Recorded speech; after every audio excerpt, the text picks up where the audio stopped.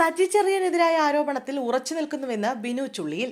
മന്ത്രി സജി ചെറിയാനെതിരായ ആരോപണങ്ങളിൽ ഉറച്ചു നിൽക്കുന്നുവെന്ന് യൂത്ത് കോൺഗ്രസ് നേതാവ് ബിനു ചുള്ളിയിൽ. ലഹരിക്കേസിൽ ഉൾപ്പെട്ടവരെ മന്ത്രി സംരക്ഷിക്കുന്നുവെന്ന വിവരത്തിന്റെ അടിസ്ഥാനത്തിലാണ് പ്രസംഗത്തിൽ അക്കാര്യം ആരോപിച്ചതെന്നും പോലീസ് കേസുകൊണ്ട് പിന്മാറില്ലെന്നും ബിനു ചുള്ളിയിൽ കൂട്ടിച്ചേർത്തു. കലാപാഹ്വാനത്തിനാണ് തനിക്കെതിരെ കേസെടുത്തിരിക്കുന്നത്. സമൂഹത്തിൽ കലാപമുണ്ടാക്കുന്ന വിധം വർഗീയ പ്രസ്താവന നടത്തിയ മന്ത്രി സജി ചെറിയാനെതിരെ താൻ കൊടുത്ത പരാതിയിൽ ഇതുവരെ പോലീസ് മൊഴി പോലും രേഖപ്പെടുത്തിയിട്ടില്ല. കേരളത്തിന് രണ്ട് രീതിയിലാണ് കാര്യങ്ങളെന്നും നീതിയല്ലെന്നും ബിനു ചുള്ളിയിൽ ആരോപിച്ചു.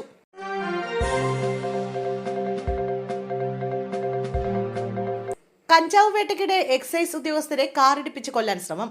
പത്തനംതിട്ടയിൽ എക്സൈസ് ഉദ്യോഗസ്ഥനെ കാറിടിപ്പിച്ച് കൊല്ലാൻ ശ്രമിച്ച പ്രതികൾ പിടിയിൽ. പത്തനംതിട്ട സ്വദേശികളായ നസീബ് സുലൈമാൻ, ആസിഫ് എന്നിവരാണ് പിടിയിലായത്. കഞ്ചാവുമായി പിടികൂടാൻ ശ്രമിക്കുന്നതിനിടെയാണ് കാർ ഇടിച്ചു വീഴ്ത്തിയത്. എക്സൈസ് ഉദ്യോഗസ്ഥനായ ആനന്ദിന്റെ കാലിന് 2 പൊട്ടലുണ്ട്. ദേഹത്തുകൂടി കാർ കയറ്റി ഇറക്കാൻ ശ്രമിച്ചെങ്കിലും ആനന്ദ് ഉരുണ്ടുമാറുകയായിരുന്നു.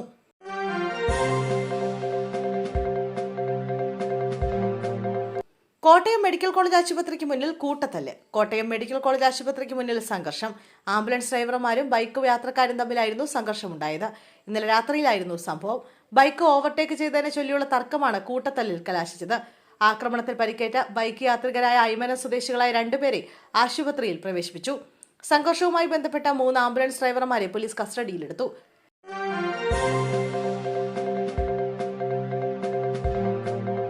ശബരിമല സ്വർണ്ണക്കൊള്ളക്കേസിൽ മുൻ അഡ്മിനിസ്ട്രേറ്റീവ് ഓഫീസർ എസ് ശ്രീകുമാറിന് ഇഡി നോട്ടീസ്.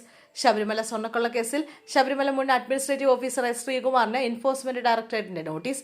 ഈ ആഴ്ച ചോദ്യം ചെയ്യലിന് ഹാജരാകാനാണ് ഇഡി നിർദ്ദേശം നൽകിയിരിക്കുന്നത്. സ്വർണ്ണക്കൊള്ളക്കേസിൽ ജാമ്യം ലഭിച്ച് പുറത്തിറങ്ങിയതിന് പിന്നാലെയാണ് ഇഡി നടപടി.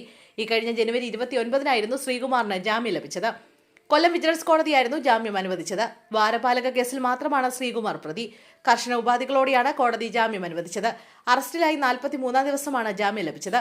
ജാമ്യം ലഭിച്ചതോടെ ശ്രീകുമാർ ജയിൽ മോചിതനായിരുന്നു.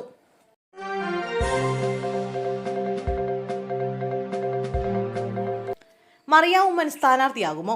ഉമ്മൻചാണ്ടിയുടെ മകൾ ഡോക്ടർ മറിയ ഉമ്മൻ വരാനിരിക്കുന്ന നിയമസഭാ തെരഞ്ഞെടുപ്പിൽ മത്സരിക്കുമോ? മറിയ സ്ഥാനാർത്ഥിയാവുമെന്ന തരത്തിലുള്ള പ്രചരണങ്ങൾ മാധ്യമങ്ങൾ ഏറ്റുപിടിച്ചതോടെയാണ് ചർച്ചകൾ സജീവമായിരിക്കുന്നത്. മറിയ ഉമ്മൻ കാഞ്ഞിരപ്പള്ളിയിൽ മത്സരിക്കുമെന്നാണ് പ്രചാരണം. എന്നാൽ മത്സരിക്കുമെന്നോ ഇല്ലെന്നോ മറിയ ഉമ്മൻ വ്യക്തമാക്കിയിട്ടില്ല. NSS general secretary G Sukumaran നായരുമായും സഭാ നേതൃത്വവുമായും മറിയ ഉമ്മൻ നടത്തിയ കൂടിക്കാഴ്ചയും ഡൽഹി യാത്രയും ചൂണ്ടിക്കാട്ടിയാണ് സ്ഥാനാർത്ഥിയാവുമെന്ന തരത്തിലുള്ള പ്രചരണം. ഉമ്മൻചാണ്ടിയുടെ കുടുംബത്തിൽ നിന്നും ഒരാൾ മാത്രമേ രാഷ്ട്രീയത്തിൽ ഉണ്ടാവൂ എന്നാണ് ചാണ്ടി ഉമ്മന്റെ നേരത്തെ പുറത്തുവന്ന പ്രതികരണം. പുതുപ്പള്ളിയിൽ മത്സരിക്കുന്നതിൽ നിന്നും മാറി നിൽക്കാമെന്നും ചാണ്ടി ഉമ്മൻ പ്രതികരിച്ചിരുന്നു. എന്നാൽ മറിയയുടെ സ്ഥാനാർത്ഥത്തെക്കുറിച്ച് പിന്നീട് ചാണ്ടി ഉമ്മനും മൗനം പാലിക്കുകയായിരുന്നു.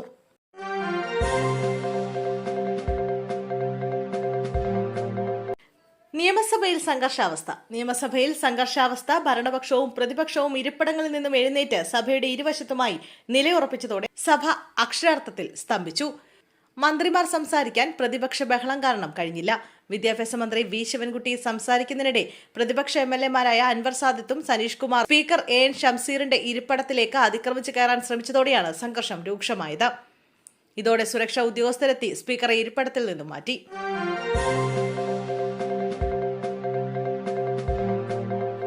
മുല്ലപ്പെരിയാർ ഡാമും ജില്ലാ കളക്ടറേറ്റും അടക്കം പലയിടത്തായി ബോംബ് ഭീഷണിയെ തുടർന്ന് ഇടുക്കിയിൽ വ്യാപക പരിശോധന നടത്തി.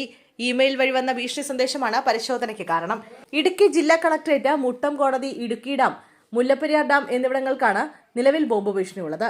ബോംബ് സ്ക്വാഡ് ജില്ലാ ചാർജ് ഓഫീസർ P മനോജ് കുമാറിന്റെ നേതൃത്വത്തിലുള്ള 5-അംഗ സംഘം ജില്ലാ കളക്ടറേറ്റിൽ പരിശോധന നടത്തിയെങ്കിലും ബോംബ് കണ്ടെത്താനായില്ല.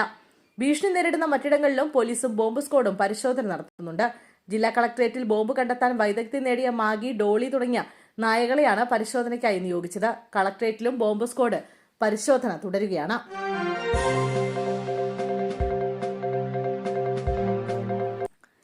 രാഹുൽ മാങ്കൂട്ടത്തിലിനെ അയോഗ്യനാക്കേണ്ട, എതിർക്കാൻ UDF തീരുമാനം. ബലാത്സംഗ കേസിൽ പ്രതിയായ രാഹുൽ മാങ്കൂട്ടത്തിലിനെ MLA സ്ഥാനത്ത് നിന്നും അയോഗ്യനാക്കുന്നതിനോട് യോജിക്കേണ്ടെന്ന് കോൺഗ്രസ് നിലപാട്. ഇതേ തുടർന്ന് അയോഗ്യനാക്കുന്ന നടപടിയെ എതിർക്കാൻ UDF തീരുമാനിച്ചു. MLA സ്ഥാനത്ത് നിന്നും അയോഗ്യനാക്കുന്നത് തെറ്റായ കീഴ്വഴക്കമാകുമെന്നാണ് UDF-ന്റെ വിലയിരുത്തൽ. Roji M. John, UA Latheef എന്നിവരാണ് എത്തിക്സ് കമ്മിറ്റിയിലെ UDF അംഗങ്ങൾ. UDF പാർലമെന്ററി പാർട്ടി യോഗത്തിലാണ് ഈ തീരുമാനമെടുത്തത്. ആന്റണി രാജുവിനെ കോടതി ശിക്ഷിച്ചതോടെയാണ് അയോഗ്യനായത്. പ്രതിപട്ടികയിൽ ഉൾപ്പെട്ടു എന്നതുകൊണ്ട് ഒരാളെ അയോഗ്യനാക്കുന്നത് ശരിയല്ല. മുകേഷ് അടക്കം പല MLA-മാരും പല കേസുകളിലും പ്രതികളാണ്. അതുകൊണ്ട് തന്നെ പ്രതിയായി എന്നതിനാൽ ഒരാളെ അയോഗ്യനാക്കുന്നത് തെറ്റായ കീഴ്വഴക്കം സൃഷ്ടിക്കപ്പെടും. ഭാവിയിൽ ഇത് ദുരുപയോഗം ചെയ്യാൻ ഇടയാക്കുമെന്നും UDF വിലയിരുത്തുന്നു.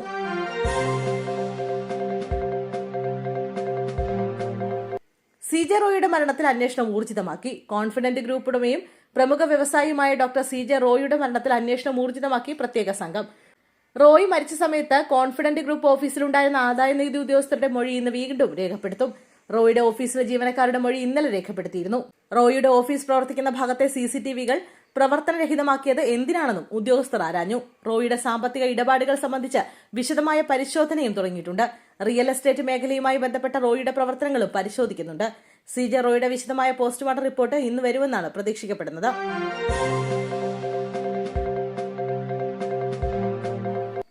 സ്ഥാനാർത്ഥി നിർണയത്തിൽ BJPയിൽ കടുത്ത അതൃപ്തി. നിയമസഭാ തെരഞ്ഞെടുപ്പിലെ സ്ഥാനാർത്ഥി നിർണയവുമായി ബന്ധപ്പെട്ട് BJP നേതാക്കൾക്കിടയിൽ കടുത്ത അതൃപ്തി.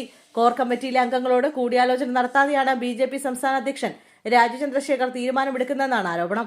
പല മുതിർന്ന നേതാക്കൾക്കും താൽപര്യമുള്ള സീറ്റുകൾ നൽകാത്തതിലും അതൃപ്തിയുണ്ട്.